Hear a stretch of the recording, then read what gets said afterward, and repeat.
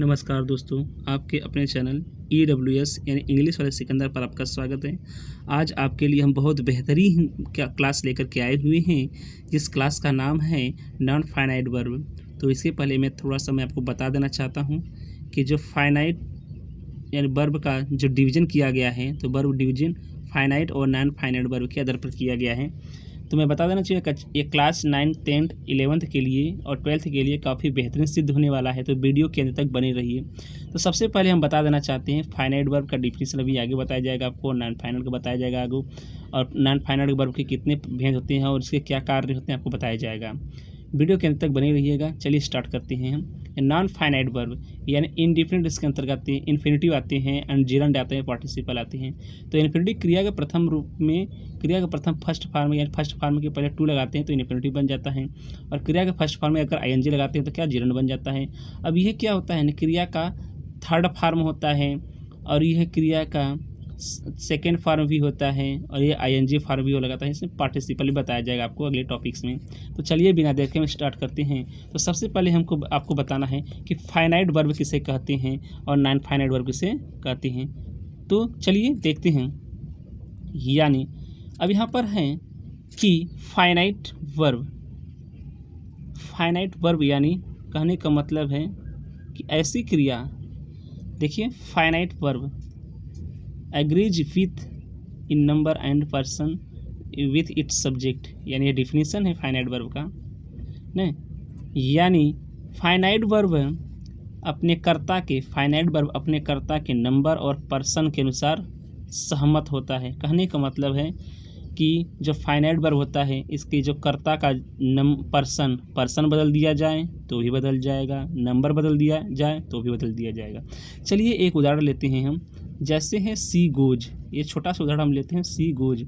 अब ये बोला कि सब्जेक्ट के पर्सन बदल दिया जाए तो थर्ड पर्सन है, चलिए हम इसको सेकंड पर्सन कर देते हैं, यू। अब यहाँ पर देख रहे हैं यू गो हो गया, बिल्कुल। तो ये इसको बोलेंगे हम लोग, क्या बोलेंगे, फाइनाइट वर्ब, क्योंकि यह वर्ब क्या हो गया, बदल गया। किसके आधार बदल गया, ये पर्सन के बदलते ही वर्ब बदल जाता है तो फाइनाइट वर्ब भी कहलाती है। और उसके नंबर के, कर्ता के नंबर को बदल दिया जाए तो भी क्या हो जाता है, वो भी हमारा क्या हो जाता है, पर्सन बदल जाता है। जैसे अब ये टेंस को भी बदल देते हैं तो टेंस के अनुसार भी बदला जा सकता है।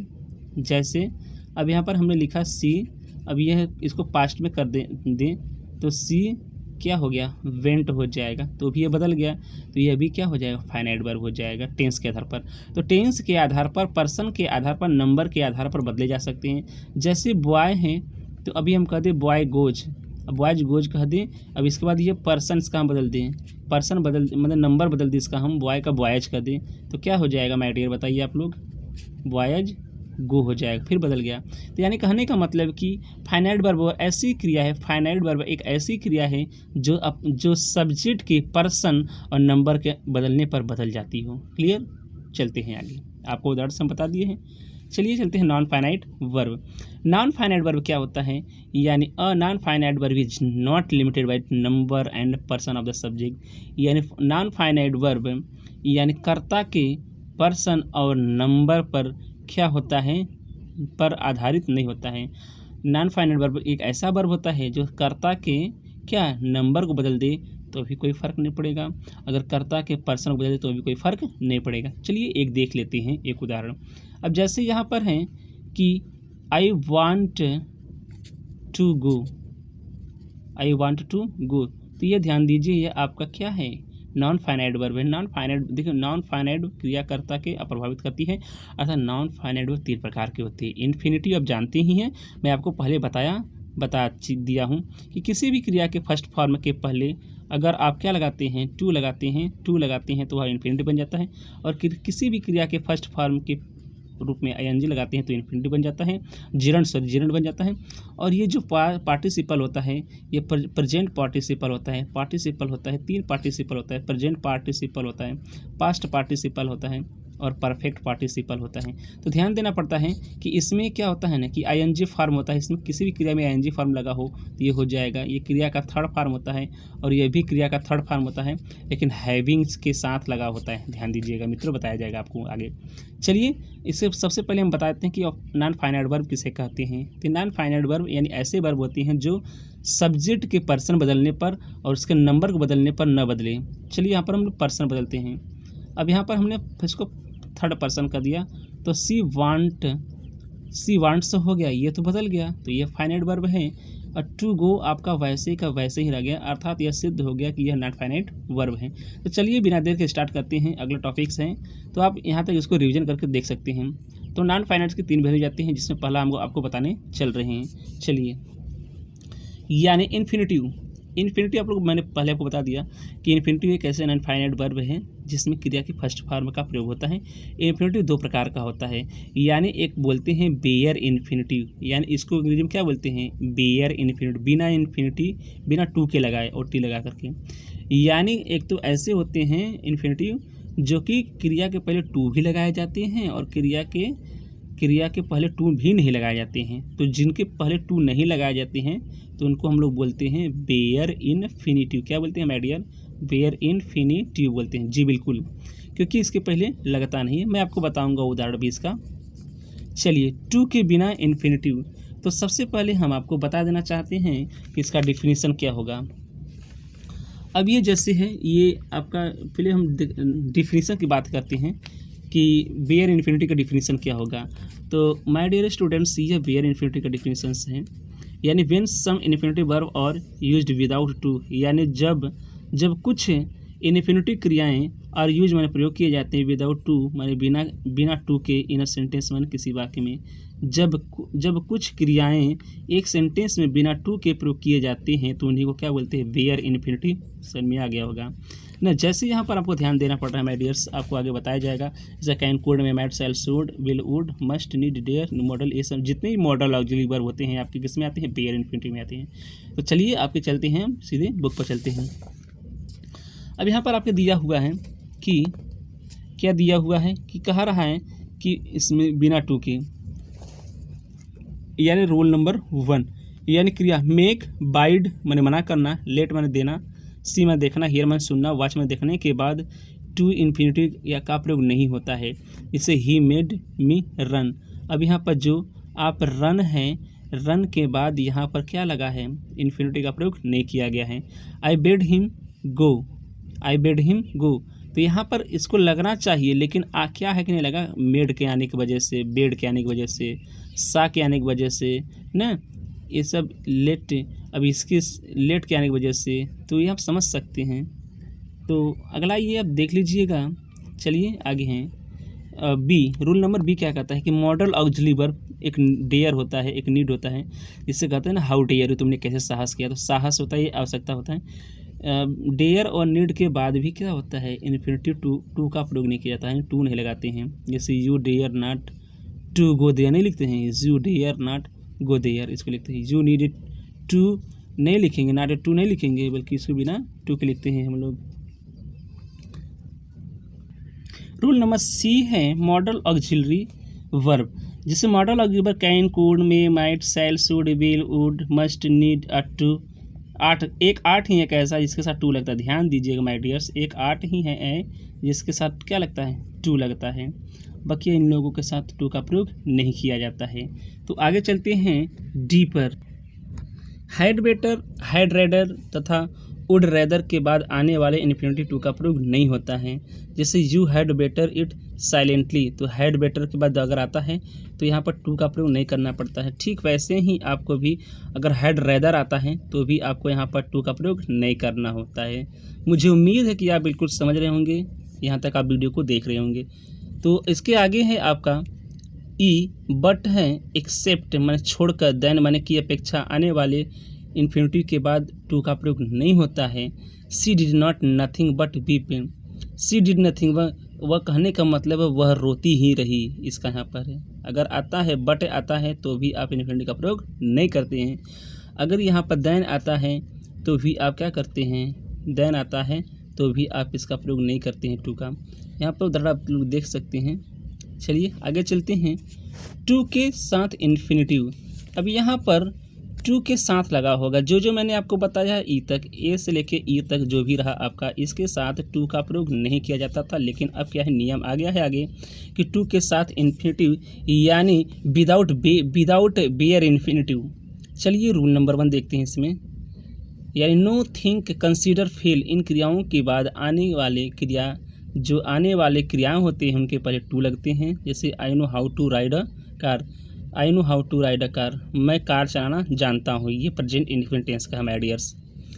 आई consider him to be wise, तो अब यहाँ पर जैसे कंसीडर है यहाँ पर, तो टू बी यहाँ पर लगाना पड़ा आपको। तो बी है किसी नाउन या प्रोनाउन के एडजेक्टिव के रूप में होने वाले इन्फिनिटिव को हम पहले टू का लगता है। जैसे give me some water to drink, तो ये एडजेक्टिव के रूप में प्रयोग किया गया है ना, नाउन या प्रोनाउन। जैसे ये क्या है, नाउन है, तो नाउन के बाद एडजेक्टिव के रूप में प्रयोग किया गया है, तो माय डियर यहाँ पर क्या करना पड़ेगा, आपको टू के साथ लगाना पड़ेगा।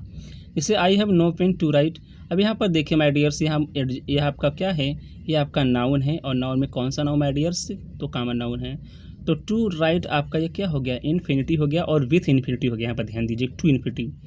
सी है किसी वर्ब के बाद एडवर्ब के रूप में अगर प्रयुक्त होता है तो भी इन्फिनिटिव टू का प्रयोग करते हैं, यानी वर्ब के बाद एडवर्ब के रूप में प्रयोग हो रहा हो माय डियर्स, तो क्या करते हैं कि टू का प्रयोग करते हैं। जैसे ही वेंट, अब देखो ये वर्ब है, फिर यहाँ पर एडवर्ब के रूप में प्रयोग किया गया है माय डियर। आप समझ सकते हैं कि ये वर्ब है, ये क्या है, ये एडवर्ब है, तो एडवर्ब के रूप में किया जाता है, तो वहाँ पर क्या होता है, इन्फिनिटिव टू एंड टू का प्रयोग किया जाता है। आगे है आपका डी, यानी किसी एडजेक्टिव के बाद एडवर्ब के रूप में प्रयुक्त होने वाले सिंपल इन्फिनिटिव से पहले टू लगता है। एडजेक्टिव के बाद अगर एडवर्ब आ रहा है माय डियर, समझ सकते हैं आपकी एडजेक्टिव के बाद पैटर्न किसका है, अगर एडवर्ब का है तो आप एडजेक्टिव के बाद किया जाता है तो आप प्रयोग कर सकते हैं। जैसे ही वाज ग्लैड टू सी मी, वह मुझे देखने के लिए क्या था, प्रसन्न था। तो इस प्रकार आने वाले adjective happy, glad, astonished, amazed, surprised हो गया, डिस्कस्ड हो गया न, डिसअपॉइंटेड, सैड, इटीसी, ये भी जितने भी होते हैं इनके सामने क्या होते हैं, आप टू लगाना ही पड़ेगा। जैसे है अगला आपका रूल्स है ई, टू के बाद एडजेक्टिव तथा एडवर्ब आता है तो उसके बाद आने वाले इन्फिनिटिव से पहले टू लगाया जाता है। जैसे he is too weak to run, यानी वह दौड़ने के लिए क्या है, वह बिल्कुल दौड़ने में कमज़ोर, अर्थात वह दौड़ नहीं सकता, इतना क्लियर है। अब यहाँ पर है आगे आपका, तो एडजेक्टिव था एडवर्ब के बाद एनएफ का प्रयोग होता है। जो एडजेक्टिव होता है एडवर्ब के बाद एनएफ का प्रयोग होता है, तो उसके बाद इन्फिनिटिव का प्रयोग करते हैं। ये ध्यान दीजिए कि एडजेक्टिव कोई है और उसके बाद कोई एनएफ है, एडजेक्टिव एडवर्ब, उसके बाद एनएफ शब्द लगाना है आपको, तो टू लगाना पड़ेगा। देखिए यहाँ पर ध्यान से तो यहाँ पर इन्फिनिटिव दो प्रकार के होते हैं, सिंपल इन्फिनिटिव और जिरंडियल इन्फिनिटिव। ये आपको इसी क्लास में ही बताया जाएगा माय डियर्स। चलिए हम शुरू करते हैं, आगे वीडियो तक बने रहिएगा। चलिए सिंपल इन्फिनिटिव, जो इन्फिनिटिव वाक्य में क्रिया के अलावा नाउन का कार्य करता है, यानी ऐसे इन्फिनिटिव जो वाक्य में क्रिया का तो काम करे ही लेकिन नाउन का भी काम करे, तो इसको सिंपल इन्फिनिटिव कहते हैं माय डियर्स। और इसके हिंदी के अर्थ, हिंदी में क्रियाओं के अंत में ना लगा होता है, जैसे खेलना, टहलना, तैरना इत्यादि। तो अंग्रेजी में टू लगाकर क्रिया के फर्स्ट फॉर्म का प्रयोग किया जाता है, जैसे to play, to walk, to swim, infinitive. तो यह आप समझ सकते हैं, इसको बोलते हैं सिंपल इन्फिनिटिव बोलते हैं माय डियर्स।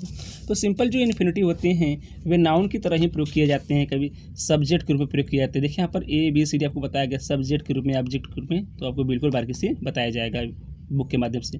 यानी क्रिया के सब्जेक्ट के रूप में, यानी as the subject of a verb, as the subject of a verb. यानी to tell lies in sign, यानी झूठ बोलना क्या है, पाप है, तो झूठ बोलना, ये जो झूठ बोलना है सब्जेक्ट के रूप में काम किया गया है। कौन काम कर रहा है, सिंपल इन्फिनिटिव।